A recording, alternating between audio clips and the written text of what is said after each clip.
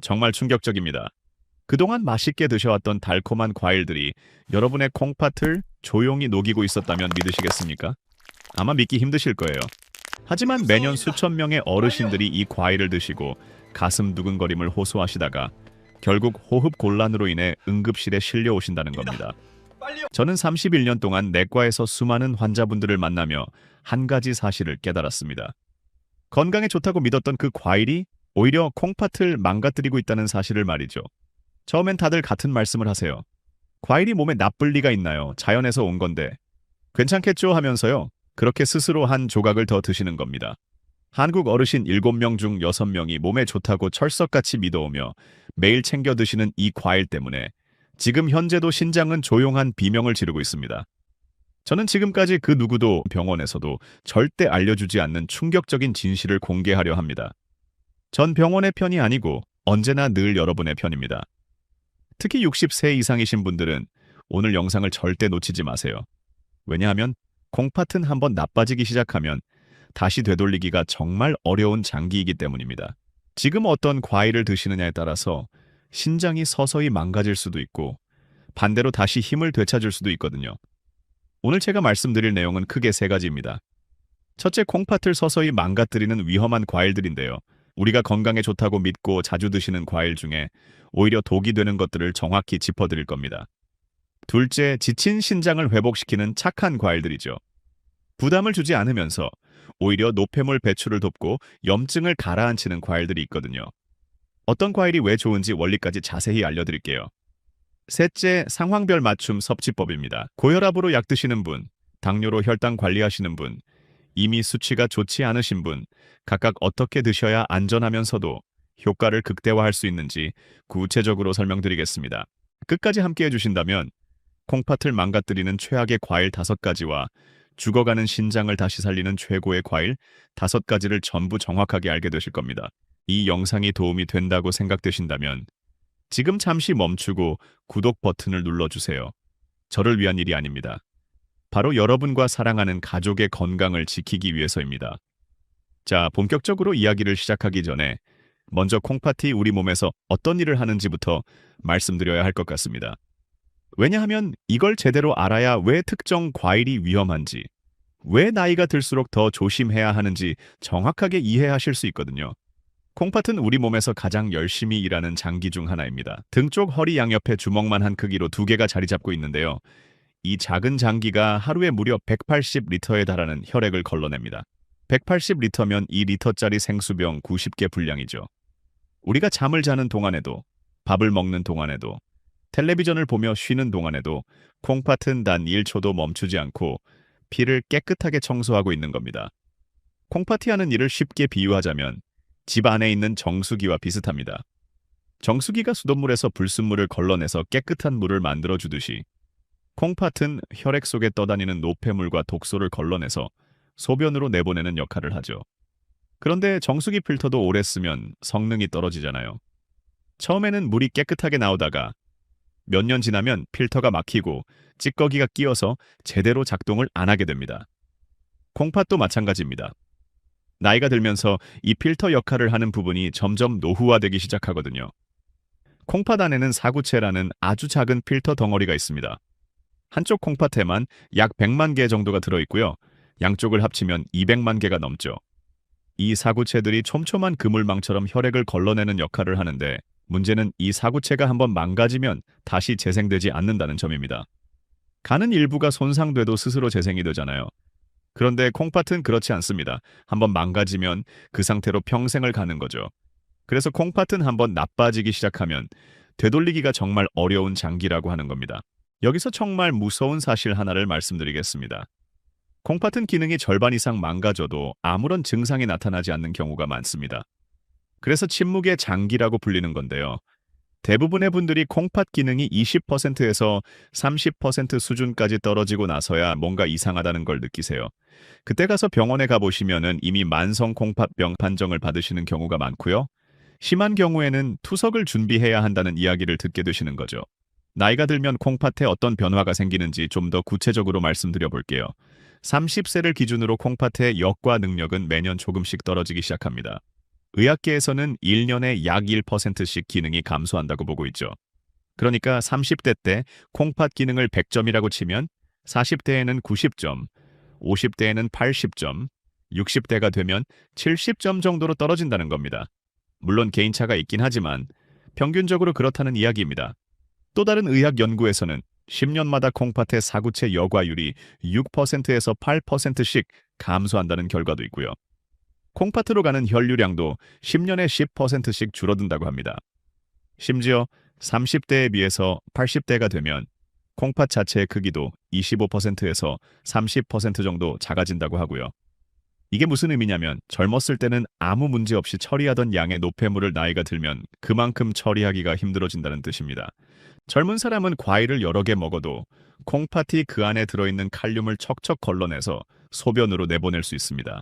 그런데 60세가 넘어서 콩팥 기능이 절반 수준으로 떨어진 분이 똑같이 드시면 상황이 완전히 달라지죠. 콩팥이 칼륨을 제때 걸러내지 못하면 혈액 속에 칼륨이 점점 쌓이게 되는데요. 이 상태를 의학 용어로 고칼륨 혈증이라고 부릅니다. 고칼륨 혈증이 왜 무서운지 아시나요?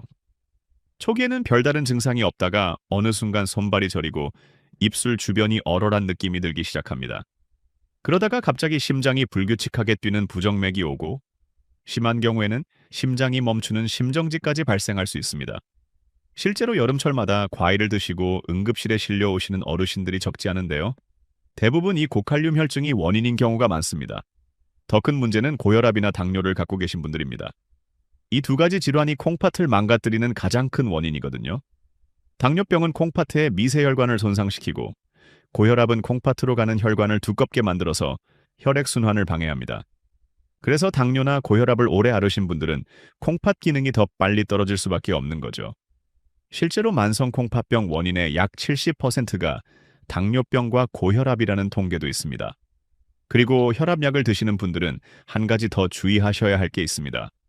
일부 혈압약에는 칼륨 수치를 높이는 성분이 들어있거든요. 약 자체가 칼륨 배출을 억제하는 작용을 하기 때문에 여기에 칼륨이 많은 과일까지 드시면 혈중 칼륨 농도가 급격하게 올라갈 수 있습니다. 이제부터가 진짜 중요합니다. 도대체 어떤 과일이 콩팥을 망가뜨리는지 그리고 왜 그 과일들이 위험한지 하나하나 짚어드릴 텐데요. 아마 듣고 나시면 깜짝 놀라실 겁니다. 우리가 평소에 건강에 좋다고 믿고 드시던 과일들이 대부분이거든요. 첫 번째로 말씀드릴 과일은 여름철 국민 과일이라고 불리는 참외입니다. 많은 분들이 참외는 수분 보충에 좋고 피로 회복에 좋다고 알고 계시죠. 시원하고 달콤해서 여름이면 냉장고에 꼭 넣어두시는 분들이 많으실 겁니다. 무더운 날 냉장고에서 꺼낸 차가운 참외 한 입 베어물면 더위가 싹 가시는 것 같잖아요. 그래서 여름철이면 참외를 박스째 사다 놓고 하루에 서너 개씩 드시는 분들도 계십니다. 그런데 이 참외가 콩팥이 약한 분들에게는 굉장히 위험할 수 있다는 사실을 아시는 분은 많지 않습니다. 질병관리청에서는 콩팥 기능이 약해지면 칼륨을 배출하는 속도가 크게 느려질 수 있다고 설명하고 있는데요. 참외는 수분이 많아서 한 번에 많이 드시기가 쉽잖아요. 시원하니까 하나 먹고 또 하나. 이렇게 계속 손이 가게 되죠. 그런데 이렇게 과다 섭취를 하시면 노년층에서 혈중 칼륨이 갑자기 올라가서 콩팥에 큰 부담을 줄 수 있다는 점이 실제로 강조되고 있습니다. 참외 한 개에 들어있는 칼륨 양이 450mg이 넘습니다. 이게 어느 정도인지 감이 안 오실 수 있는데요. 콩팥이 건강한 성인의 하루 칼륨 권장 섭취량이 대략 3,500mg 정도입니다. 참외 두세 개만 드셔도 하루 권장량의 3분의 1 가까이를 섭취하시는 셈이죠. 젊고 건강한 분들은 이 정도 칼륨을 콩팥이 충분히 처리할 수 있지만 나이가 들어 사구체 여과율이 떨어진 상태에서는 상황이 완전히 달라집니다. 콩팥이 칼륨을 제때 걸러내지 못하면 혈액 속에 칼륨이 독처럼 쌓이기 시작합니다. 처음에는 몸이 좀 무겁고 피곤한 정도로 느껴지다가 점점 손끝이 저리고 입술 주변이 얼얼해지는 느낌이 들기 시작하죠. 이 단계에서 대부분의 분들은 그냥 피곤해서 그런가 보다 하고 넘기십니다. 그런데 이 상태를 방치하면 어느 순간 심장이 불규칙하게 뛰기 시작하고 가슴이 답답하고 숨이 차는 증상이 나타납니다. 제가 알게 된 한 어르신 사례를 말씀드리겠습니다. 평소에 건강관리를 철저히 하시던 분이셨는데 여름에 참외가 하도 맛있어서 매일 두세 개씩 드셨다고 합니다. 어느 날 갑자기 가슴이 두근거리고 손발이 저리기 시작하셨는데 처음에는 그냥 더위 먹은 줄 아셨대요. 그런데 증상이 점점 심해져서 병원에 가셨더니 혈중 칼륨 수치가 위험 수준까지 올라가 있었다고 합니다. 다행히 빨리 발견해서 치료를 받으셨지만 조금만 더 늦었으면 정말 큰일 날 뻔했던 거죠. 특히 여름철에 이런 경우가 급증합니다. 더우니까 시원한 과일을 찾게 되고 참외처럼 수분이 많고 달콤한 과일을 평소보다 훨씬 많이 드시게 되거든요. 그런데 바로 이 시기에 응급실로 실려오시는 어르신들이 가장 많다는 사실을 꼭 기억하셔야 합니다. 참외를 드실 때 또 하나 주의하셔야 할 점이 있습니다. 참외는 껍질 바로 안쪽 부분에 칼륨이 특히 많이 농축되어 있거든요. 그래서 껍질째 드시거나 껍질 가까운 부분까지 싹싹 긁어 드시면 칼륨 섭취량이 더 늘어나게 됩니다. 콩팥 기능이 걱정되시는 분들은 참외를 드실 때 속 부분만 조금 드시고 껍질 가까운 부분은 남기시는 게 좋습니다. 두 번째로 경고드릴 과일은 바나나입니다. 바나나라고 하면 아마 많은 분들이 의아해 하실 겁니다. 바나나가 건강에 안 좋다고 이렇게 생각하실 수 있는데요. 바나나는 오랫동안 건강의 상징처럼 여겨져 왔잖아요. 운동선수들이 경기 전후로 에너지 보충용으로 먹고 소화에도 좋다고 알려져 있고요. 변비에 좋다, 근육 경련을 예방한다, 혈압을 낮춰준다. 이런 이야기들 때문에 아침마다 바나나 한 개씩 꼭 챙겨 드시는 분들도 많으실 겁니다. 그런데 미국 신장학회에서는 바나나를 대표적인 고칼륨 과일로 분류하고 있습니다. 콩팥 기능이 떨어진 고령층에게는 섭취를 제한해야 한다고 명확하게 안내하고 있는데요. 바나나 한 개에 들어있는 칼륨만으로도 약해진 콩팥에는 상당한 부담이 될 수 있다는 거죠. 바나나의 칼륨 함량은 중간 크기 한 개 기준으로 350mg에서 420mg 정도 됩니다. 이게 참외 한 개와 맞먹는 수준이고요. 칼륨이 적은 과일로 알려진 사과의 거의 2배에 달하는 양입니다. 콩팥이 건강한 분들은 이 정도 칼륨은 아무 문제 없이 처리할 수 있지만 이미 콩팥 기능이 떨어진 분들에게는 이야기가 완전히 달라집니다. 더 주의하셔야 할 점이 있는데요. 바나나는 익을수록 껍질에 검은 점이 많아질수록 칼륨 함량이 더 높아집니다. 많은 분들이 바나나 껍질이 노랗게 익고 검은 점이 생겼을 때가 가장 맛있다고 생각하시잖아요. 달콤하고 부드러우니까요. 마트에서 바나나를 사오시면 며칠 놔뒀다가 껍질이 갈색으로 변할 때쯤 드시는 분들도 많으시고요. 그런데 바로 이런 상태의 바나나가 칼륨이 가장 많이 들어있는 상태라는 걸 아셔야 합니다. 바나나가 익어가는 과정에서 어떤 변화가 일어나는지 설명드리겠습니다. 덜 익은 바나나에는 전분이 많이 들어있는데 바나나가 익으면서 이 전분이 당분으로 바뀌게 됩니다. 이 과정에서 세포벽이 분해되면서 칼륨이 더 쉽게 흡수될 수 있는 형태로 변하게 되죠. 그래서 잘 익은 바나나일수록 우리 몸에 칼륨이 더 빨리 더 많이 흡수됩니다. 게다가 잘 익은 바나나는 혈당 지수도 높아집니다. 덜 익은 바나나의 혈당 지수가 30 정도인데 완전히 익은 바나나는 50에서 60까지 올라가거든요. 그러니까 당뇨가 있으신 분들에게는 이중으로 좋지 않은 거죠. 칼륨도 많고 혈당도 빨리 올리니까요. 바나나를 매일 드시던 분들 중에 콩팥 수치가 갑자기 나빠지신 경우를 종종 보게 됩니다. 건강에 좋다고 알고 계셨으니까 의심도 안 하셨던 거죠. 아침마다 빵과 우유, 바나나 한 개로 식사를 대신하시던 분이 계셨는데 어느 날 건강검진에서 크레아티닌 수치가 많이 올라가 있다는 이야기를 들으셨다고 합니다. 여러 가지 원인이 있겠지만 매일 드시던 바나나도 한몫했을 가능성이 높은 거죠. 세 번째 과일은 토마토입니다. 토마토는 건강식품의 대명사처럼 여겨지는 과일이죠. 리코펜이 풍부해서 항산화 작용을 하고 혈관 건강에도 좋다고 알려져 있잖아요. 전립선 건강에 좋다, 피부 노화를 막아준다, 심장병 예방에 효과가 있다. 이런 이야기들 때문에 매일 토마토 주스를 드시거나 식사할 때마다 토마토를 곁들여 드시는 분들이 많으실 겁니다. 특히 토마토는 열을 가해서 익혀 드시면 리코펜 흡수율이 더 높아진다고 알려져 있잖아요. 그래서 토마토 소스를 만들어서 드시거나 토마토를 볶아서 드시거나 토마토 주스를 따뜻하게 데워서 드시는 분들도 계시죠. 건강을 위해서 일부러 토마토 섭취량을 늘리신 분들도 많으실 겁니다.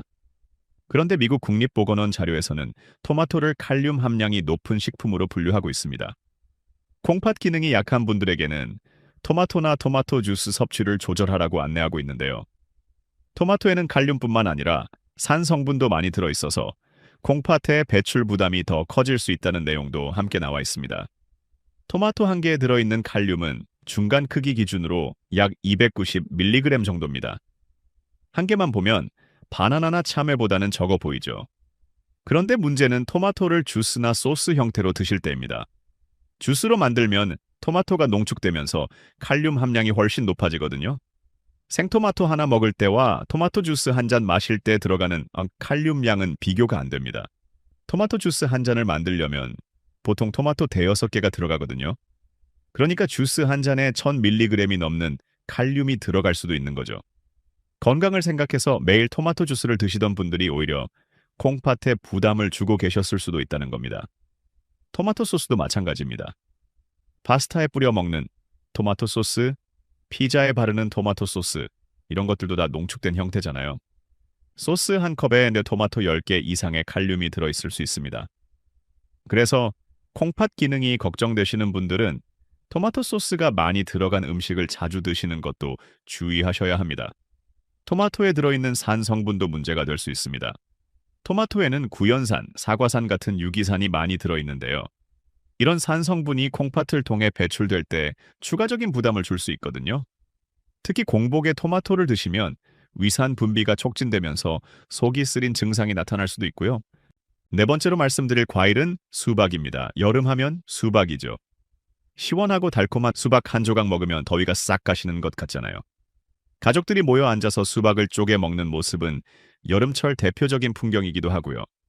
수박은 92% 이상이 수분으로 이루어져 있어서 몸의 수분을 보충하는데 좋다고 많이들 알고 계십니다.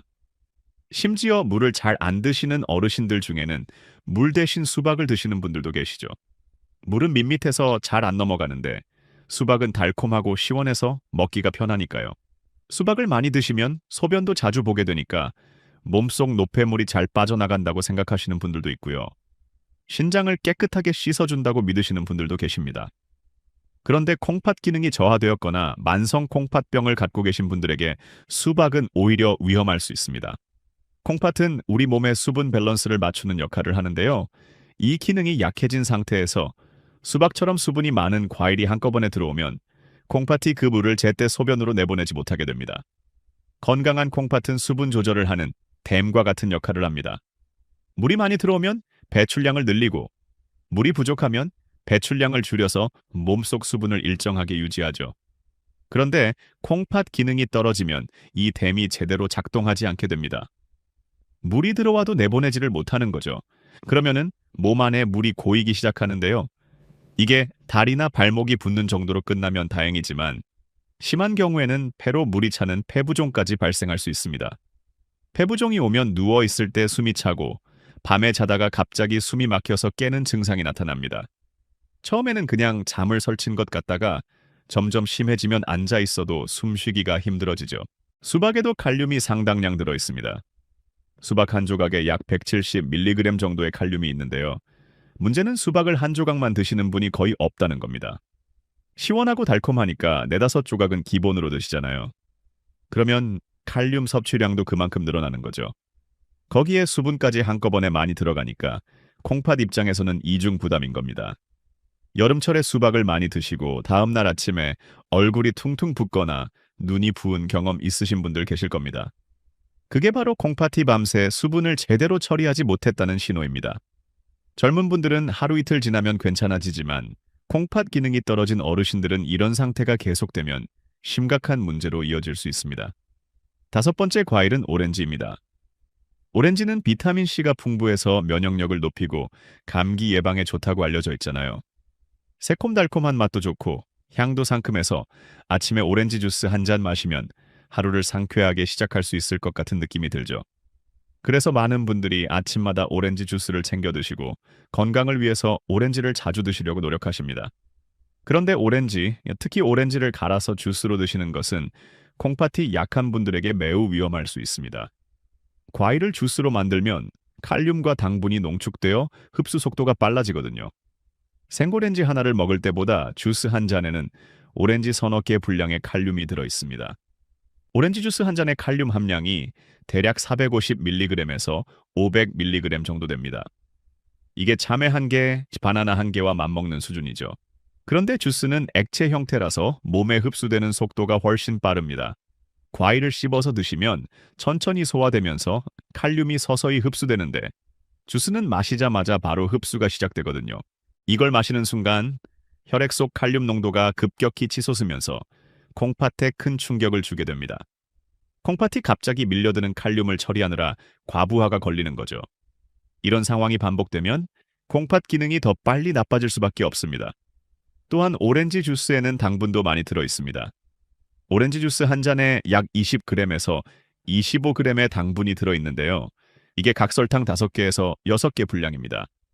이렇게 많은 당분이 한꺼번에 들어오면 혈당이 급격히 올라가고 혈액이 끈적해지면서 콩팥의 미세혈관을 막는 원인이 됩니다. 당뇨병이 있으신 분들의 경우에는 상황이 더 심각해집니다. 높은 혈당이 지속되면 콩팥의 미세혈관이 손상되면서 당뇨병성 신증이라는 합병증이 발생하거든요. 건강해지려고 매일 아침 마시던 오렌지 주스 한 잔이 오히려 콩팥을 더 빨리 망가뜨리는 결과를 가져올 수 있다는 점을 꼭 기억해 주시기 바랍니다. 오렌지를 드시고 싶으시다면 주스 대신 생오렌지를 드시는 게 훨씬 낫습니다. 그것도 한 번에 1개 이상은 드시지 않는 게 좋고요. 생오렌지를 드시면 과육에 들어있는 식이섬유가 당분과 칼륨의 흡수 속도를 늦춰주기 때문에 콩팥에 가는 부담이 훨씬 줄어듭니다. 지금까지 콩팥을 망가뜨리는 위험한 과일 5가지에 대해서 말씀드렸습니다. 참외, 바나나, 토마토, 수박, 오렌지. 이 과일들이 공통적으로 가지고 있는 문제점이 바로 칼륨 함량이 높다는 점이죠. 물론 이 과일들이 젊고 건강한 분들에게는 좋은 영양소를 제공하는 훌륭한 과일이 맞습니다. 하지만 나이가 들어서 콩팥 기능이 떨어진 분들, 특히 고혈압이나 당뇨를 갖고 계신 분들에게는 상황이 완전히 달라진다는 걸 꼭 기억하셔야 합니다. 그렇다면 도대체 무엇을 먹어야 할까요? 과일을 아예 안 드실 수는 없잖아요. 걱정하지 마세요. 지금부터는 콩팥에 부담을 주지 않으면서도 건강을 지켜주는 착한 과일 5가지를 알려드리겠습니다. 이 과일들은 칼륨 함량이 낮으면서도 콩팥 건강에 도움이 되는 좋은 성분들을 갖고 있습니다. 첫 번째로 강력하게 추천드리는 과일은 사과입니다. 서양 속담에 하루에 사과 1개면 의사가 필요 없다는 말이 있잖아요. 이게 단순한 옛말이 아니라 과학적으로도 근거가 있는 이야기입니다. 미국 신장재단에서는 사과를 콩팥에 부담이 적은 과일로 소개하고 있는데요. 칼륨 함량이 낮고 수용성 섬유가 풍부해서 노폐물 배출을 돕는 데 유리하다는 연구 결과가 있습니다. 신장 관리가 필요한 분들이 선택하기 좋은 과일로 권고되고 있죠. 사과의 칼륨 함량은 중간 크기 1개 기준으로 약 195mg 정도입니다. 바나나의 절반도 안 되는 양이죠. 그래서 콩팥 기능이 떨어진 분들도 매일 드셔도 칼륨 걱정 없이 안전하게 즐기실 수 있습니다. 사과에는 펙틴이라는 수용성 식이섬유가 풍부하게 들어있습니다. 이 펙틴이 스펀지처럼 작용해서 몸속에 쌓인 나트륨과 독소를 흡착한 다음 대변을 통해 부드럽게 배출시켜주는 역할을 하죠. 그러니까 콩팥이 해야 할 일을 덜어주는 셈입니다. 콩팥이 모든 노폐물을 혼자서 처리하지 않아도 되니까 부담이 훨씬 줄어드는 거죠. 펙틴의 역할을 좀 더 쉽게 설명드리자면 이렇습니다. 우리가 음식을 먹으면 소화 과정에서 여러 가지 노폐물이 생기잖아요. 이 노폐물 중 일부는 대변으로 나가고 일부는 혈액을 타고 돌아다니다가 콩팥에서 걸러져서 소변으로 나갑니다. 그런데 펙틴이 장에서 노폐물을 미리 흡착해서 대변으로 내보내면 콩팥까지 갈 노폐물의 양이 줄어드는 거죠. 콩팥 입장에서는 일이 훨씬 수월해지는 겁니다. 사과에 들어있는 케르세틴이라는 항산화 성분도 주목할 만합니다. 이 성분은 콩팥 세포가 산화되어 손상되는 것을 막아주는 역할을 하거든요. 콩팥은 매일 혈액 속 독소를 걸러내느라 엄청난 스트레스를 받고 있는데 케르세틴이 이 스트레스를 줄여주고 손상된 세포가 회복되는 것을 돕습니다. 사과를 드실 때 한 가지 팁을 드리자면 껍질을 깎지 말고 깨끗이 씻어서 껍질째 드시는 게 좋습니다.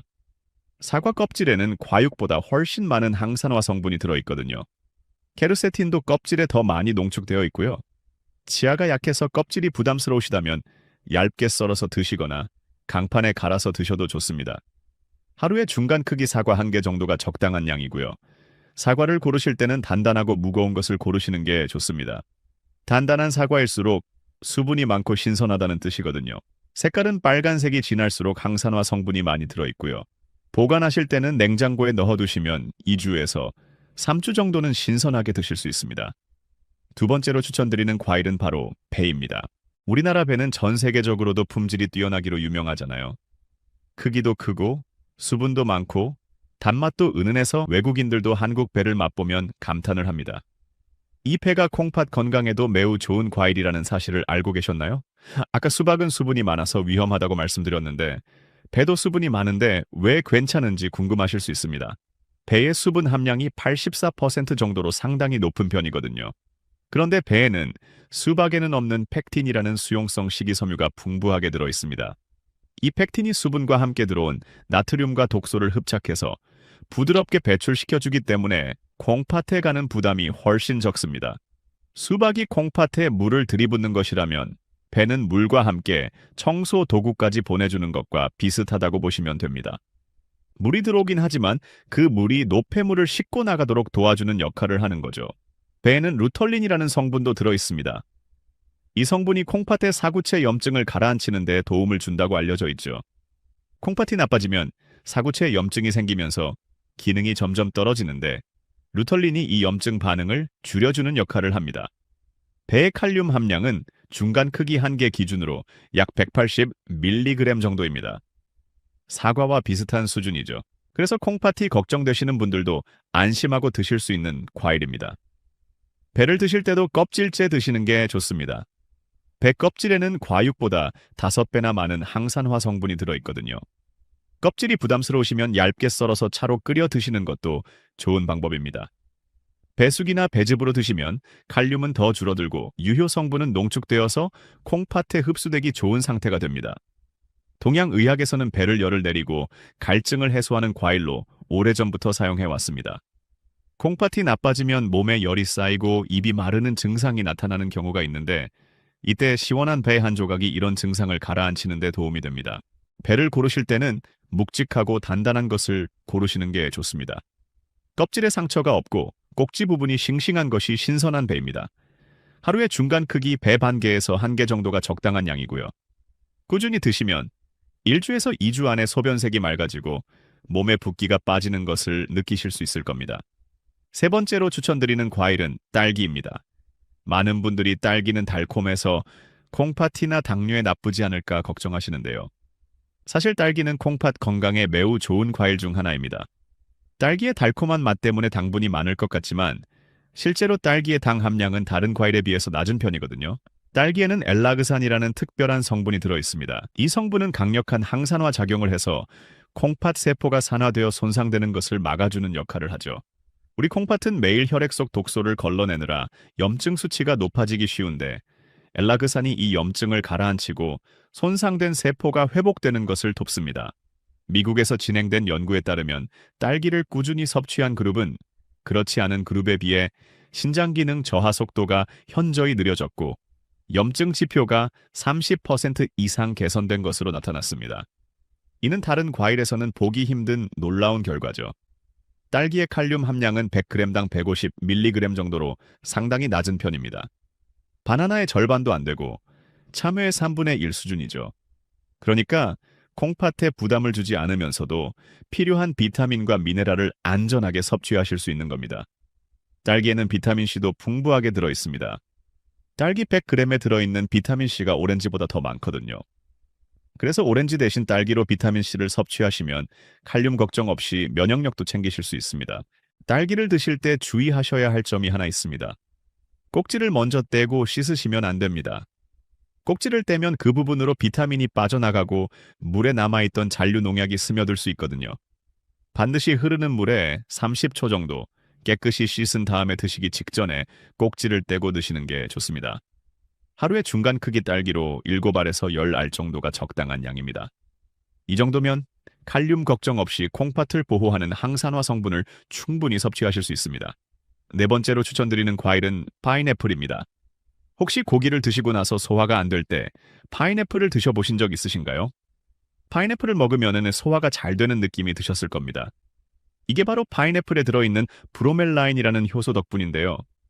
이 효소가 콩팥 건강에도 아주 좋은 역할을 합니다.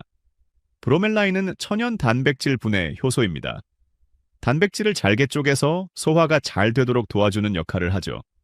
그런데 이 효소가 콩팥 건강과 무슨 관련이 있을까요? 콩팥이 나빠지는 원인 중 하나가 혈액 속에 떠다니는 단백질 찌꺼기입니다. 우리가 고기나 생선, 계란, 콩류를 먹으면 단백질이 아미노산으로 분해되어 사용되는데 이 과정이 100% 완벽하게 이루어지지는 않습니다. 분해되지 못한 단백질 일부가 혈액 속에서 노폐물로 남게 되죠. 그러면 단백질 노폐물이 사구체에 쌓이면서 필터가 막히고 망가지게 되죠. 이때 파인애플의 브로멜라인이 혈액 속 단백질 찌꺼기를 잘게 부수고 분해해서 콩팥이 쉽게 배출할 수 있도록 도와줍니다. 꽉 막힌 하수구에 세정제를 부어서 뚫어주는 것과 비슷한 원리라고 보시면 됩니다. 브로멜라인에는 항염증 작용도 있습니다. 콩팥 조직에 생긴 염증을 가라앉히고 부기를 빼주는 효과가 있어서 콩팥 세포가 더 건강하게 유지될 수 있도록 돕습니다. 파인애플의 칼륨 함량은 100g당 109mg 정도로 바나나의 4분의 1 수준밖에 되지 않습니다. 단맛을 즐기면서도 칼륨 걱정에서 안전할 수 있는 몇 안 되는 과일 중 하나인 거죠. 다만 파인애플을 드실 때 절대로 통조림으로 드시면 안 됩니다. 통조림 파인애플은 설탕물에 절여져 있어서 당분이 너무 높거든요. 혈액을 끈적하게 만들고 혈당을 급격히 올려서 콩팥에 부담을 줍니다. 게다가 통조림을 만드는 과정에서 고온 처리를 하기 때문에 브로멜라인이 대부분 파괴되어 버립니다. 반드시 생과일로 드셔야 효과를 보실 수 있습니다. 파인애플 가운데 있는 딱딱한 심지 부분에 브로멜라인이 가장 많이 들어 있습니다. 대부분 이 부분을 버리시는데 콩팥 건강을 위해서라면 버리지 마시고 얇게 썰어서 꼭꼭 씹어 드시는 게 좋습니다. 하루에 밥 공기로 반 공기 정도, 두세 쪽이 적당한 양이고요. 식사 후에 디저트로 드시면 소화도 돕고 콩팥 부담도 줄이는 일석이조의 효과를 보실 수 있습니다. 5번째로 추천드리는 과일은 포도입니다. 포도에는 레스베라트롤이라는 강력한 항산화 성분이 들어 있습니다. 이 성분은 원래 포도가 자외선이나 세균으로부터 자신을 보호하기 위해 만들어내는 물질인데요. 이게 우리 몸에 들어오면 콩팥의 미세혈관을 보호하고 염증을 줄여주는 역할을 합니다. 레스베라트롤은 특히 콩팥의 산화 스트레스를 줄여주는 효과가 뛰어납니다. 콩팥은 매일 혈액을 걸러내면서 활성산소라는 유해 물질에 노출되는데요. 이 활성산소가 콩팥 세포를 공격해서 손상시키는 원인이 됩니다. 레스베라트롤이 이 활성산소를 중화시켜서 콩팥 세포가 손상되는 것을 막아주는 거죠. 포도의 칼륨 함량은 100g당 약 190mg 정도로 사과와 비슷한 수준입니다. 콩팥에 부담을 주지 않으면서 드실 수 있는 안전한 과일이죠. 포도를 고르실 때는 껍질색이 진한 것을 고르시는 게 좋습니다. 레스베라트롤은 주로 껍질에 들어있는데 껍질색이 진할수록 이 성분이 더 많이 들어있거든요. 청포도보다는 적포도나 거봉 같은 진한 색 포도가 항산화 성분이 더 풍부합니다. 포도를 드실 때는 껍질째 드시는 게 좋고요.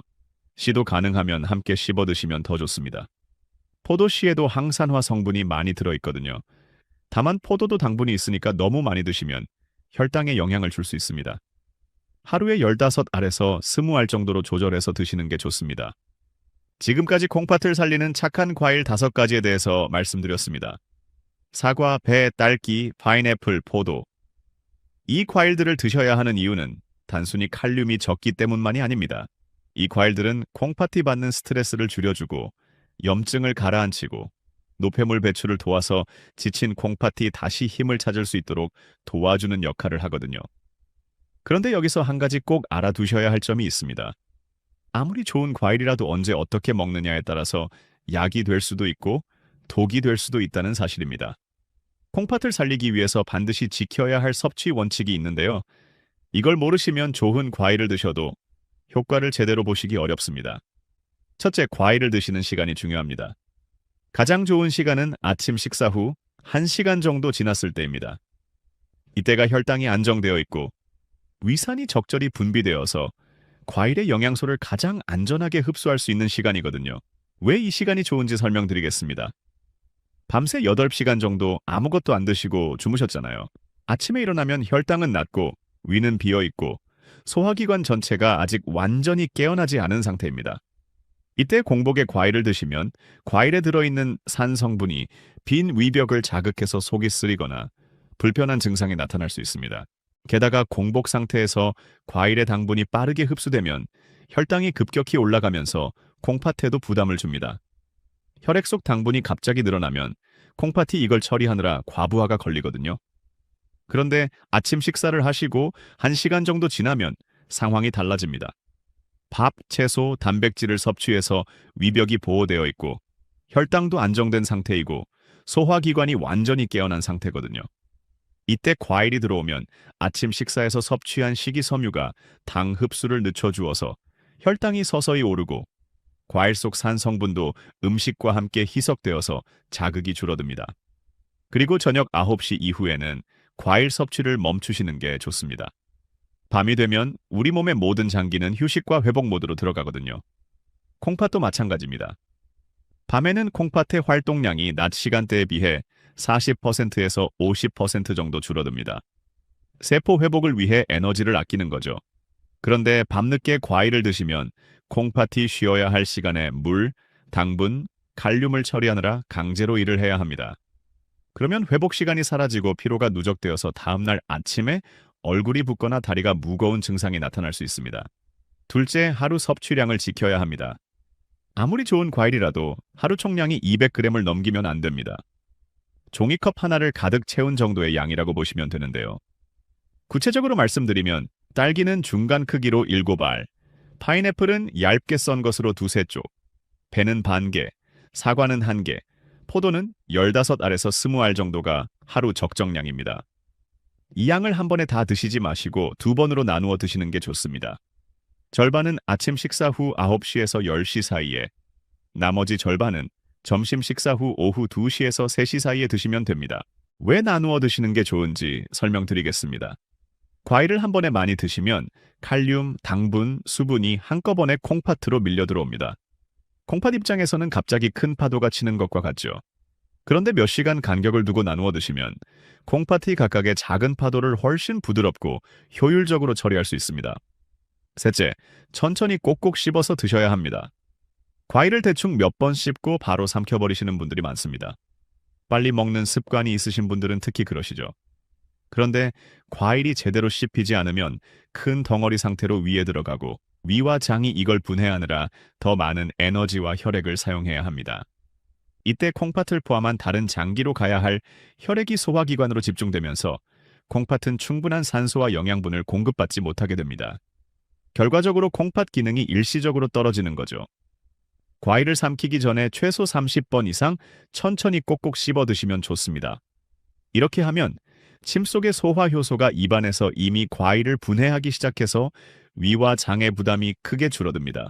과일이 곱게 갈린 상태가 되면 영양소 흡수율도 높아지고 콩팥도 이미 처리된 상태의 영양소를 받아서 별다른 부담 없이 사용할 수 있습니다. 넷째, 과일을 우유나 요구르트와 함께 드시면 안 됩니다. 요즘 건강을 위해서 과일을 우유나 요구르트에 갈아서 드시는 분들이 많습니다. 아침 대용으로 스무디를 만들어 드시는 분들도 계시고요. 그런데 이건 콩팥이 약한 분들에게 좋지 않은 조합입니다. 과일에는 구연산, 사과산 같은 천연 유기산이 많이 들어있고 우유나 요구르트에는 카제인이라는 단백질이 들어있습니다. 이 산과 단백질이 윗속에서 만나면 화학 반응을 일으켜서 크고 단단한 덩어리를 형성하게 됩니다. 이 덩어리가 위에서 서너 시간 동안 그대로 남아있으면서 소화불량, 팽만감, 메스꺼움 같은 불편함을 유발합니다. 그리고 이 덩어리가 결국 분해될 때 엄청난 양의 독성 찌꺼기가 발생해서 콩팥이 추가로 처리해야 하는 부담이 생깁니다. 또한 우유에 칼슘과 포도 같은 일부 과일에 들어있는 옥살산이 결합하면 칼슘 옥살레이트 결정이 생성될 수 있습니다. 이게 바로 신장 결석의 주성분입니다. 이미 콩팥이 약하거나 결석 위험이 있으신 분들에게는 정말 위험한 조합인 거죠. 과일은 단독으로 드시거나 물과 함께 드시는 게 가장 안전합니다. 마지막으로 약을 드시고 계신 분들은 약 복용 후 최소 2시간이 지난 다음에 과일을 드셔야 합니다. 특히 혈압약, 당뇨약, 콜레스테롤 약을 드시는 분들은 이 점을 꼭 기억하셔야 합니다. 과일 속의 특정 성분이 간에서 약을 분해하는 효소에 영향을 줘서 약의 농도를 지나치게 높이거나 반대로 약효를 떨어뜨릴 수 있거든요. 자몽이 대표적인 예입니다. 자몽에 들어있는 성분이 혈압약의 분해를 방해해서 약이 몸에 너무 오래 남아있게 만드는 부작용이 있죠. 오렌지, 귤 같은 감귤류 과일들도 비슷한 작용을 할 수 있습니다. 2시간이라는 시간은 약물이 혈액에 완전히 흡수되어 효과를 발휘하기 시작하기까지 필요한 시간입니다. 이 시간을 확보해야 과일 속 성분이 약물 작용에 개입하지 못합니다. 콩팥은 약물 독성에 매우 예민한 장기이기 때문에 이 2시간의 간격을 지키는 것이 정말 중요합니다. 이 4가지 원칙을 철저하게 지키신다면 좋은 과일들이 정말로 콩팥을 살리는 명약이 될 것입니다. 종이에 적어서 냉장고 문에 붙여두시고 매일 확인하시면 좋겠습니다.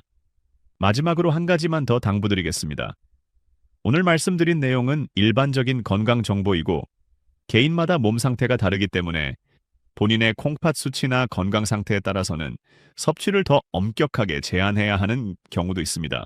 특히 이미 만성 콩팥병 진단을 받으셨거나 혈액 검사에서 칼륨 수치가 높게 나오신 분들은 반드시 담당 의사 선생님과 상의하신 후에 섭취량을 결정하셔야 합니다. 제가 오늘 말씀드린 착한 과일들도 콩팥 기능이 심하게 떨어진 분들에게는 적은 양의 칼륨조차 부담이 될 수 있거든요. 과일을 드시고 나서 가슴이 두근거리거나 손발이 저린 느낌이 들면 즉시 섭취를 중단하시고 병원에 가셔야 합니다. 이런 증상은 혈중 칼륨이 올라가고 있다는 신호일 수 있거든요. 남이 좋다는 것을 무작정 따라하는 게 아니라 내 몸에 맞는 방법을 찾아가는 게 진짜 건강관리입니다. 오늘 우리는 콩팥을 망가뜨리는 위험한 과일 5가지와 콩팥을 살리는 착한 과일 5가지를 모두 알아봤습니다. 참외와 바나나가 있던 자리를 사과와 배로 바꾸는 그 작은 선택이 10년 뒤 여러분의 미래를 바꿀 수 있습니다. 지금 집에 있는 냉장고를 한번 열어보세요. 그곳에 진짜 답이 있습니다. 오늘 이야기가 여러분과 가족의 건강을 지키는 데 도움이 되셨다면 구독과 좋아요 버튼을 눌러주세요. 여러분의 작은 관심이 더 많은 분들에게 올바른 건강 정보를 전하는 큰 힘이 됩니다. 그리고 댓글로 여러분의 이야기도 꼭 들려주세요. 지금 어떤 과일을 드시고 계신지, 오늘 영상을 보고 어떤 생각이 드셨는지 궁금합니다. 여러분의 소중한 경험이 다른 분들에게도 큰 도움이 될 수 있습니다. 주변에 과일을 많이 드시는 가족이나 친구가 계시다면 이 영상을 꼭 공유해 주세요. 사랑하는 사람의 건강을 지키는 일, 그보다 소중한 일은 없으니까요. 여러분 모두 건강하시고 다음 영상에서 또 뵙겠습니다. 감사합니다.